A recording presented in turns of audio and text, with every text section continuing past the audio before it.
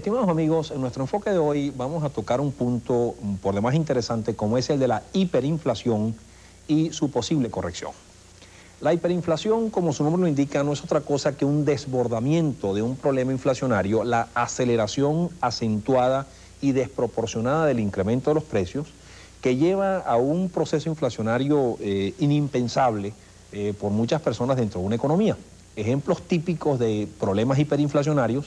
fueron, por ejemplo, los sufridos por la economía alemana durante los años 20 y comienzo de los 30, pero quizás la hiperinflación de mayores proporciones que se tenga hoy conocimiento fue la que sufrió la economía de Hungría después de la Segunda Guerra Mundial, cuando la inflación promedio llegó en torno al 20.000% por mes, es decir, cada mes los precios aumentaban 200 veces. Lo que costaba una unidad monetaria a comienzo de un mes costaba en promedio 200 unidades monetarias al fin del mes. Este desbordamiento inflacionario totalmente desproporcionado y fuera de toda racionalidad, básicamente surge como un proceso evolutivo en el tiempo, unos más largos, unos más cortos, pero que se caracterizan fundamentalmente por un incremento sustancial de la oferta monetaria, un incremento desproporcionado de la oferta monetaria, esencialmente creado a través de situaciones de déficit fiscal crónicos. Cuando el gobierno, y esto lo hemos explicado en programas anteriores, gasta más de lo que cobra de impuestos, de lo que le ingresa, obviamente lo que hace es inyectar una mayor cantidad de dinero al público de la que le sustrae por el cobro de impuestos. Y cuando este gobierno financia ese exceso de gasto a través de lo que se conoce como la maquinita de hacer billetes, es decir, a través del Banco Central, porque emite unos papeles, unos bonos, por ejemplo, que se los compra el Banco Central y a cambio de esos papeles el Banco Central le da dinero al gobierno para que gaste. Eso lo que hace entonces es inyectar masivamente cantidad de dinero que a su vez estimula la economía, estimula la demanda, y ese sobreestímulo de demanda, ese exceso de dinero en poder del público, genera presiones alcistas de los precios que en algunos casos pues llegan a esta situación desproporcionadamente elevada. Sin embargo, existen otra serie de razones que explican este desbordamiento de los precios, este desbordamiento inflacionario que desemboca en esas situaciones de hiperinflación, como es el deterioro de las expectativas inflacionarias, es decir, el fatalismo inflacionario en la mentalidad de todos los miembros de una sociedad que se convencen que ya la inflación se desbocó, que la inflación es imposible detenerla y que cada día esa inflación va a acelerarse en una mayor y mayor medida y que por lo tanto lo que tiene que hacer todo el mundo es ver cómo se protege, cómo sobrevive a esa vorágine, a esa tempestad tremenda que significa la inflación y que aniquila prácticamente a todo lo que encuentra por delante. En tal sentido, entonces, todo el mundo comienza a ajustar los precios respectivos, todo productor, todo comerciante, comienza a ajustar los precios, comienza a demandar mayores ingresos para ver cómo se protege con la inflación, para ver cómo logra que sus ingresos se mantengan más o menos aumentando al mismo ritmo en que aumentan los precios, y esto no hace otra cosa sino generar un proceso de inflación inercial desproporcionada que a su vez autopotencia, es decir, se forma un círculo vicioso, una espiral inflacionaria indetenible que genera o desencadena estos procesos hiperinflacionarios. Sin embargo, también existen y han sido característicos de estos procesos hiperinflacionarios en muchos países donde han estado presentes una tercera causa que es la de los elevados pagos por concepto de compromisos financieros internacionales. El caso de Alemania es un caso típico en los años 20 y comienzo de los 30, cuando en buena medida el incremento desproporcionado de los precios, la materialización de esa hiperinflación en Alemania, se debió en gran medida a los cuantiosos pagos de reparación de guerra que fue sometida a Alemania después de la Primera Guerra Mundial por los vencedores. Y esto trajo como consecuencia que prácticamente todo dólar que ingresaba a esa economía tenía que destinarse, o gran parte de esos dólares tenían que destinarse a esos pagos de compromisos externos. Prácticamente se eliminaba toda posibilidad de importación y al no haber importación, esto traía como consecuencia una imposibilidad de producir lo que la economía demandaba. Es decir, se producían problemas de desabastecimientos crónicos dentro de esas economías que obviamente generaban esas presiones alcistas en los precios desproporcionadas. Vamos a cumplir unos compromisos al regreso. Vamos a ver qué recetas hay para controlar estos procesos hiperinflacionarios y qué experiencias ha habido cuando se han tratado de aplicar estas recetas, particularmente en la América Latina y muy recientemente en la economía boliviana, donde desde el año 1985 a esta parte se viene aplicando un programa económico precisamente orientado al control de una hiperinflación del orden del 20.000% anual de inflación que estaba sufriendo esa economía, y qué resultados ha tenido esa política económica, ese plan para el control de la hiperinflación. Ya regresamos.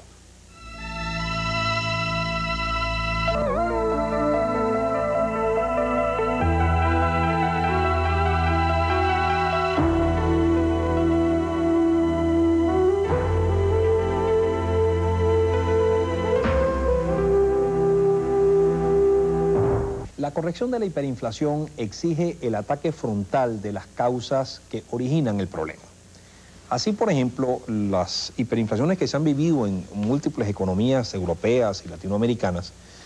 han exigido para su corrección, por ejemplo, que se establezca en primer término una disciplina monetaria y fiscal, porque si una de las razones o causas que originó el problema fue el crecimiento desmedido de la oferta monetaria por la vía de un financiamiento de gasto deficitario a través del Banco Central que inyectaba una enorme cantidad de dinero al público, esto obviamente exige, para corregirlo, que precisamente exista una disciplina en el ámbito monetario y fiscal, limitándose las posibilidades de financiamiento del Banco Central al gasto deficitario y a la vez exigiendo que tanto el gasto del sector público se discipline o se establezca en niveles racionales y a la vez que se busquen mecanismos para incrementar el cobro de impuestos o inclusive el financiamiento del gasto público a través de préstamos obtenidos del público, lo cual entonces sustrae recursos del público que ulteriormente son reinyectados al mismo por la vía del gasto. Este es, digamos, la primera condición o la condición fundamental para la corrección de la hiperinflación. Sin embargo, un segundo elemento o componente fundamental para la corrección de la hiperinflación es el logro o la obtención de financiamiento externo en cantidades importantes que busque, por una parte, la reducción de las salidas de divisas, de las salidas de dólares de la economía hacia el exterior para el pago de sus obligaciones, y que simultáneamente se origine un flujo de recursos del exterior hacia la economía que le permita disponer de la cantidad de divisas suficientes como para poder importar las materias primas, los equipos, los bienes de consumo, etcétera, que exige esa economía para abastecer esa economía, para crear una oferta dentro de esa economía que en cierto modo satisfaga la demanda, que mantenga el balance tradicional entre la oferta y la demanda dentro de cualquier mercado y que de esa forma se eviten esas presiones sostenidas sobre los precios de esos productos. En este sentido, sin embargo,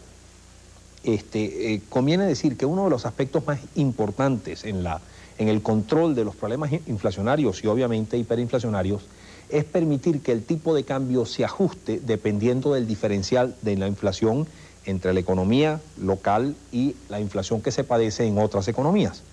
Porque si se pretende establecer un tipo de cambio fijo con el fin de abaratar lo que se compra en el exterior, de abaratar las importaciones y por esa vía reducir más rápidamente la inflación, a lo que se condena esa economía es unas situaciones de desequilibrios crónicos de su balanza de pagos, de desequilibrios insostenibles de sus transacciones externas que da al traste con cualquier plan de control de la hiperinflación. Esto sucedió precisamente en Chile, en la experiencia que tuvo Chile para el control de una inflación desbocada que estaba padeciendo esa economía a fines de los 70, precisamente en la política económica que se implantó en esa economía a fines de los 70 y comienzo de los años 80, cuando para precisamente controlar la inflación se congeló el tipo de cambio, se estableció un tipo de cambio fijo, pero se olvidó que obviamente la inflación interna era muy superior a la inflación externa. ¿Qué sucedía con esto? Que los productos locales se encarecían mucho más rápidamente que los productos en el resto del mundo, y siendo el tipo de cambio fijo, esto hacía que para los chilenos los productos del exterior se abarataran aceleradamente y que por lo tanto cada vez resultara más conveniente cambiar una cantidad fija de pesos de moneda local por $1 y comprar en el exterior. Esto trajo como consecuencia un dislocamiento de las importaciones, se inundó la economía chilena de productos importados que al principio obviamente bajaron en una forma radical los precios, se controló la inflación en una forma radical, pero rápidamente esto se tradujo en un deterioro de su sector externo descomunal, un déficit de la balanza de pagos insostenible que obviamente dio al traste con cualquier posibilidad de éxito de este plan. Esto lo tuvieron que corregir ulteriormente los chilenos y ahora sí están disfrutando de una situación bastante estable en materia de precios, con bastante baja inflación, pero fue necesario corregir precisamente ese error que cometieron a comienzos de los años 80 de estabilizar el tipo de cambio, de fijar en un nivel estable el tipo de cambio. Por último, otra de las cosas que incuestionablemente se necesita para el control de la hiperinflación es que exista un consenso entre todas las fuerzas activas de una economía, entre todas las fuerzas vivas de una economía, que exista el consenso, que exista el convencimiento de todos los entes actuantes de una economía que el mal a vencer, el mal que afecta a todos por igual es la hiperinflación y que ese es el mal que hay que vencer incluso a costa de incurrir en grandes sacrificios e incurrir en grandes costos sociales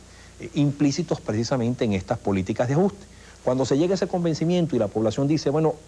obviamente la inflación está desbocada, la inflación está totalmente fuera de control y hay que controlar la inflación y se dice, bueno, para controlar la inflación es necesario reducir el gasto público, incrementar los impuestos, disciplinar la política monetaria, restringir la cantidad de dinero en poder del público. Obviamente eso tiene como consecuencia un efecto recesivo sumamente intenso dentro de esas economías, aumentan los niveles de desempleo y el costo social que se presenta dentro de esas economías es exorbitantemente alto. Sin embargo, la población llega al convencimiento, bueno, del mal el menos. Vamos a tratar de controlar este tremendo flagelo que tanto está afectando a la economía, que es la inflación, porque de no hacerlo, el costo social va a ser aún peor que aquel en que vamos a incurrir para corregir el problema.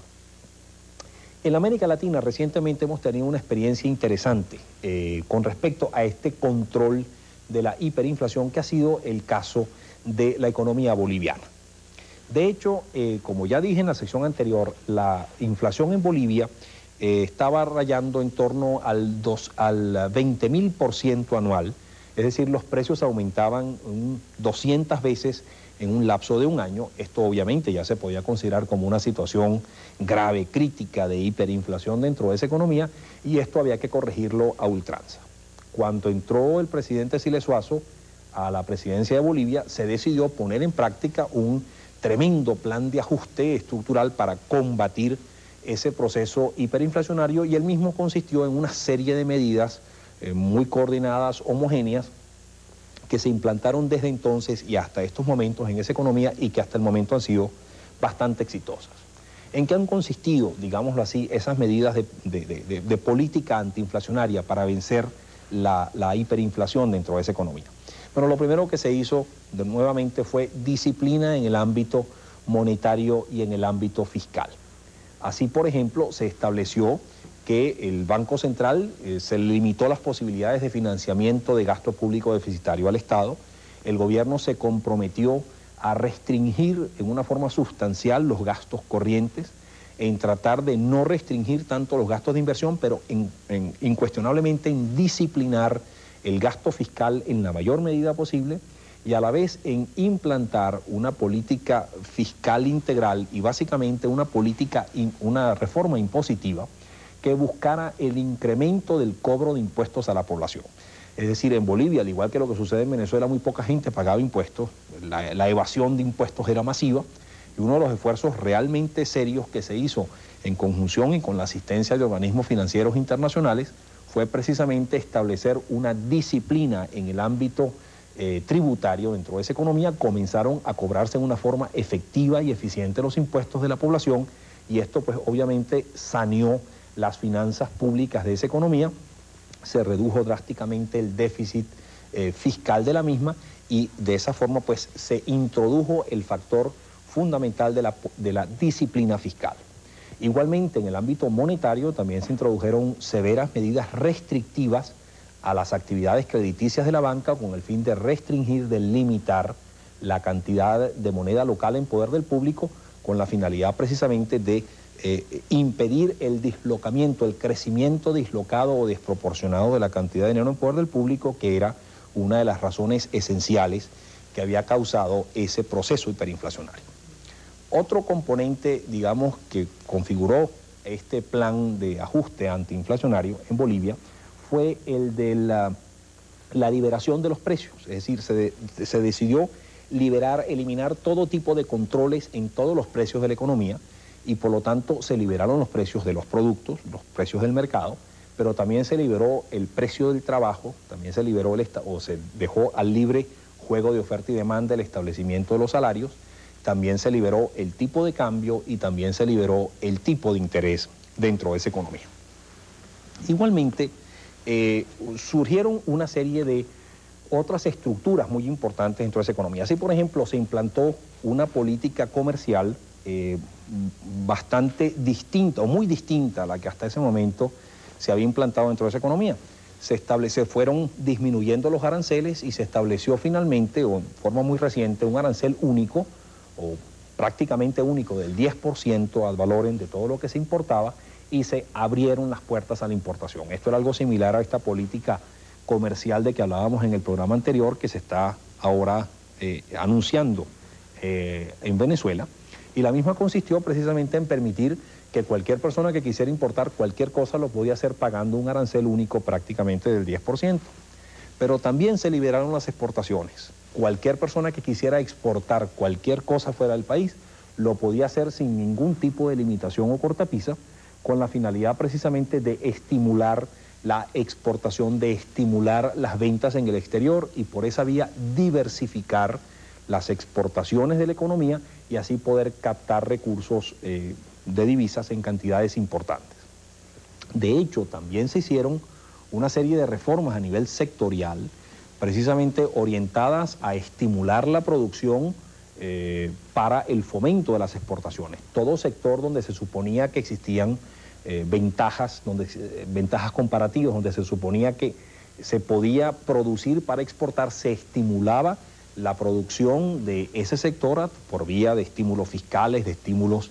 financieros, etcétera, con la finalidad de incrementar la producción y así estimular las exportaciones dentro de esa economía, porque obviamente se sabía a ciencia cierta que uno de los elementos esenciales que había que lograr dentro de la economía boliviana para poder controlar el problema de hiperinflación, además de la, digamos, de la disciplina monetaria y de la disciplina fiscal a la que ya nos referíamos anteriormente, era hacer todos los esfuerzos porque se pudiera disponer de cantidades importantes y suficientes de divisas que a su vez permitieran realizar las importaciones necesarias para el país y así impedir los problemas de desabastecimiento que ya se habían presentado en otras épocas dentro de esa economía o que eran tan característicos de economías hiperinflacionarias que generaban procesos de desabastecimiento que a su vez se traducían en incremento de los precios. Vamos a cumplir unos compromisos. Al regreso vamos a ver qué otros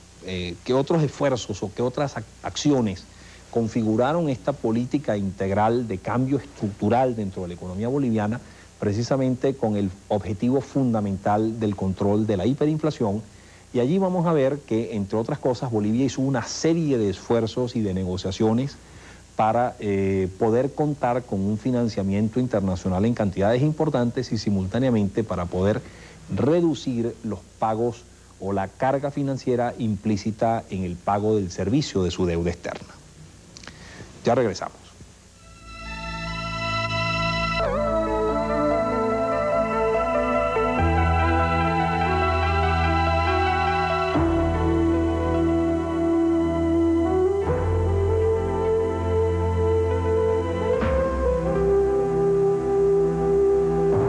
Decíamos en el segmento anterior que como parte de la política antiinflacionaria implantada por Bolivia recientemente, se podía mencionar la disciplina monetaria y fiscal, la aplicación de una política comercial similar a la que estamos ahora aplicando en Venezuela, una reforma fiscal integral, el estímulo de la producción sectorial para la exportación y algunas otras. También como parte fundamental de esta política, mencionábamos al final del segmento anterior que Bolivia ha hecho una serie de esfuerzos por lograr obtener o captar una asistencia financiera en magnitudes muy importantes del exterior, básicamente a través de empréstitos y asistencia financiera procedente de organismos multilaterales como el Banco Mundial, el Fondo Monetario Internacional y el Banco Interamericano de Desarrollo, así como también a través de asistencia financiera de organismos bilaterales, como son, por ejemplo, el Banco de Exportaciones e Importaciones de los Estados Unidos, de Japón, y otras instituciones similares que configuran lo que se conoce como el Club de París. Pues bien, esta asistencia financiera, combinado con una política muy agresiva en materia de reestructuración y reacomodo, digámoslo así, de la deuda externa de esta economía, a través de una, solicitud de auxilio financiero para Bolivia poder adquirir con un descuento de casi el 90% su deuda externa y de esa forma pues salirse de ese problema, de esa rémora, de esa carga financiera tan tremenda que pesa sobre los hombros de todos los países de la América Latina. Bolivia ha logrado sanear, digámoslo así, sus finanzas internacionales porque por una parte prácticamente eliminó los pagos por concepto de servicio de su deuda externa anterior y por la otra se está asegurando a través de unas negociaciones con estos organismos una asistencia financiera muy importante. Esto es absolutamente esencial si se quiere tener éxito en una política antiinflacionaria de este tipo. La cuestión no solamente, por lo tanto, es implantar una serie de sacrificios dentro de la economía para atacar el problema inflacionario, sino que es necesario también contar con esta asistencia financiera como uno de los requisitos fundamentales para poder tener éxito. Porque de no hacerlo, simplemente lo que se condena a esa economía es a severos sacrificios con elevadísimos costos sociales que a fin de cuentas van a fracasar por no disponerse de una base sólida constituida precisamente por esa asistencia financiera. Quizás lo que mejor explica el porqué de la necesidad de esta asistencia financiera es el otro gran componente de esa política antiinflacionaria de Bolivia, que es, digámoslo así, todo lo concerniente a la política social que se está tratando de implantar dentro de esa economía. Ya nosotros decíamos que la aplicación de un esquema antiinflacionario de este tipo tiene unos costos sociales brutales, inclusive pues con aumentos desproporcionados de desnutrición infantil, una elevación sustancial en la mortalidad infantil y de la población en general, es decir, unos efectos realmente devastantes y contundentes sobre la población, pero que inclusive la población en cierto modo los acepta porque saben que la alternativa, que es no combatir la inflación, sino seguir conviviendo con ese proceso desbocado hiperinflacionario, va en muy breve plazo a traer inclusive costos sociales aún mayores que los que trae esa política correctiva. Por lo menos se crea la expectativa de que en breve plazo se va a vencer el problema y que por lo tanto se va a poder vivir mejor. Sin embargo, para paliar este elevadísimo costo social, en el caso de Bolivia se creó lo que se denomina el Fondo de Emergencia Social, que es un fondo precisamente creado en buena medida con recursos financieros obtenidos a través de esta asistencia financiera externa para atender, aspectos fundamentales y básicos en materia de vivienda, en materia de educación, en materia de salubridad y en materia alimenticia de la población que ha estado tan severamente golpeada por esta política económica. Fíjense pues la absoluta importancia que tiene para esta economía disponer de esa asistencia financiera y haberse podido quitar el enorme peso o carga que implicaba su deuda externa, ya que de no haberlo hecho y de no haber contado con esta asistencia financiera, las posibilidades que tenía Bolivia de tener éxito en esa política antiinflacionaria eran prácticamente inexistentes. Pues bien, ¿cuál ha sido el resultado de esa política antiinflacionaria o contra la hiperinflación de Bolivia? Bueno, ha sido tan exitosa que en el año 1988 la inflación promedio de todo el año 1988 fue de tan solo 16% a nivel del consumidor, cuando tan solo en 1984 y comienzo de 1985 se vivía una inflación del orden del 20.000% en esa economía. Sin embargo, la clave del éxito, y este es el mensaje con el que básicamente hay que concluir un análisis como este, es que la razón por la que Bolivia pudo tener éxito en su política antiinflacionaria fue, primero, porque una vez que definió su política, concertó con todos los miembros de esa sociedad que ese era el camino a seguir y que a pesar de los costos sociales implícitos en ese camino a seguir, era fundamental seguirlo sin equívocos, sin divergencias en uno u otro sentido, porque el objetivo central de la política económica tenía que ser combatir la hiperinflación a toda costa, porque era el único camino que daba alguna esperanza en el futuro. Y esto entonces creó un ambiente positivo entre todas las fuerzas vivas del país, que prácticamente se comprometieron a hacer sus esfuerzos y su cuota de sacrificio para lograr ese objetivo fundamental, y ahí están peleando y luchando por continuar logrando ese objetivo de vencer finalmente la inflación. Ese convencimiento, ese consenso entre todas las fuerzas vivas del país es absolutamente fundamental lograrlo, porque de lo contrario lo que se vive es lo que ha sido tan tradicional en otras economías, que viven inflaciones de 50, 60, 80, 100% por año, y que entonces lo que surgen son las pugnas entre las distintas fuerzas, entre los distintos grupos que conforman esa sociedad, buscando cómo se protegen de esa inflación, pero sin estar dispuestos a dar la cuota de sacrificio para vencer esa inflación. Lo que se logra en muchos casos en que se comienzan con esos procesos inflacionarios crecientes como los que estamos viendo o viviendo en nuestro país, es que si no se atacan a temprana hora, lo que desembocan es en procesos hiperinflacionarios, que entonces ya su corrección implica unos costos realmente devastantes y unos sacrificios realmente profundos que tiene que hacer la población, y a lo cual obviamente cualquier economía como la economía venezolana, que está ahora adentrándose en un proceso inflacionario, debe llevar a reflexión y debe concluirse entre todos los miembros de esta sociedad que ahora es el momento de combatir esa inflación incipiente que todavía estamos padeciendo, y evitar que caigamos en procesos hiperinflacionarios cuya corrección entonces en un futuro relativamente cercano nos implicaría unos costos, entre ellos sociales, de grandes magnitudes y proporciones. Reciban un cordial saludo y hasta la próxima.